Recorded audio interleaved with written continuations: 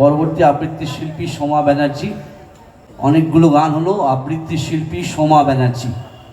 পরবর্তী শিল্পী প্রস্তুত থাকবেন মৌসুমী ব্যানার্জি। নমস্কার। রাত অনেকটা পেরিয়ে গেছে, তাই কথা না বলে বিশ্বকবি রবীন্দ্রনাথ ঠাকুরের শ্রীচরণে আমার নিবেদন পূজা পর্বের পূজারিণী কবিতা।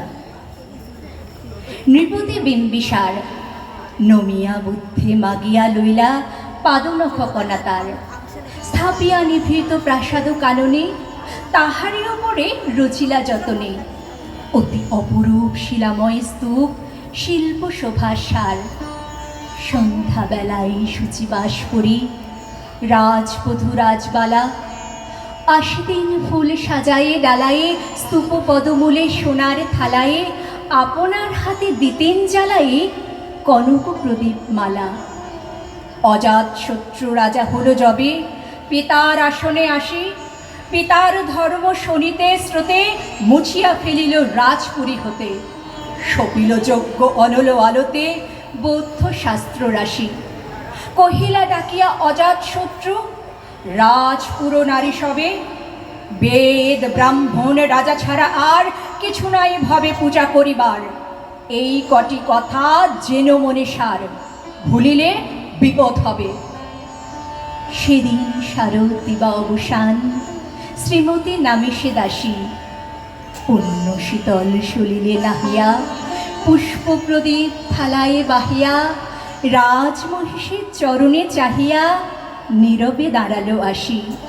শিহরি সভায় মহিষী কহিলা, এ কথা কি নাহি মনে, অজাত শত্রু করেছে রটনা, স্তূপে যে করিবে অর্ঘ্য রচনা, শুলের উপর মরিবে সেজনা, অথবা নির্বাসনে।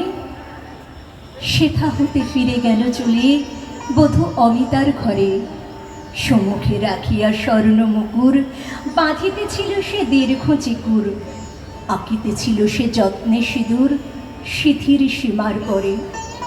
শ্রীমতীর হেরি বাকি গেল রেখা, কাঁপি গেল তার হাত, কহিল, অবধ কি সাহস বলে, এনেছিস পূজা এখনই যা চলে, কে কোথা দেখিবে ঘটিবে তাহলে বিষম বিপদ পাত। অস্ত রবি রশ্মি আভায় খোলা জানালার ধারে, কুমারী শুক্লা বসি একাকিনী, পড়িতে নিরত কাব্য কাহিনী। চমকে উঠিল শুনে কিঙ্কিনী, চাহিয়া দেখিল দ্বারে, শ্রীমতীর হেরি পুঁথি রাখি ভূমি, দ্রুতপদে গেল তার কাছে, কহে সাবধানে তার কানে কানে, রাজার আদেশ আজি কে না জানে, এমন করে কি মরণের পানে ছুটিয়া চলিতে আছে। দ্বার হতে দ্বারে ফিরিল শ্রীমতী, লইয়া অর্ঘ্য থালি। হে পুরবাসিনী, সবে নাকি কয়, হয়েছে প্রভুর পূজার সময়। শুনি ঘরে ঘরে কেহ পায় ভয়, কেহ দেয় তারে গালি। দিবসের শেষ আলোক মেলালো নগর সৌধ পরে, পথ জলহীন আধারে বিলীন, কল কোলাহল হয়ে এলো ক্ষীণ। আরতি ঘণ্টা ধরিল প্রাচীন রাজ দেবালয়ের ঘরে, শারদ নিশির স্বচ্ছ তিমিরে অগণ্য তারা জলে, সিংহ দুয়ারে বাজিল বিষান, বন্দিরা সন্ধ্যারে সন্ধ্যার তান, মন্ত্রণা সভা হলো সমাধান। দাড়ি ফুকারিয়া বলে, এমন সময়ে হেরিলা চমকি প্রাসাদে প্রহরী যত, রাজার বিজন কানন মাঝারে, স্তূপ পদমূলে গহন আধারে চলিতেছে কেন জানে সারে সারে প্রদীপ মালার মতো। মুক্ত কৃপানে পুরো রক্ষক তখনই ছুটিয়া আসি, শুধালো, কে তুই ওরে দুর্মতি, মরিবাদ তরে করিস আরতি। মধুর কণ্ঠে শুনিল, শ্রীমতী আমি বুদ্ধের দাসী।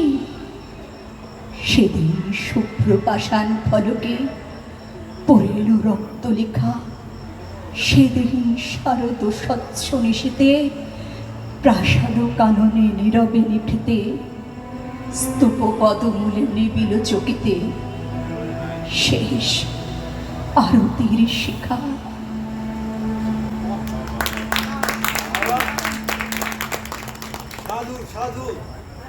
আমার সাথে এতক্ষণ ছিলেন কিবোর্ডে কৌশিকদা। কৌশিকদার জন্য একটা হাততালি, অনেকক্ষণ ধরেই বাজাচ্ছেন আপনাদের সাথে। ধন্যবাদ।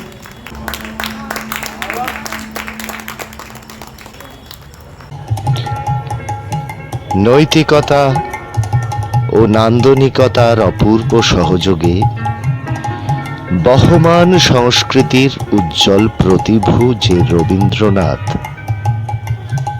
তাঁরই চরণ ছুঁয়ে ঐতিহ্যমণ্ডিত আধুনিকতার আঙিনায় সর্বস্তরের উদ্যোগী মানুষের নিরন্তর শিল্প ও সংস্কৃতি চর্চা, সৃজন এবং সুস্থ সমাজ ভাবনার উদ্বোধন ও সঞ্চরণের লক্ষ্যে সাংগীতিক বেহালার পরিচালনায় রবীন্দ্র জন্মোৎসবের আয়োজন করা হয়েছে।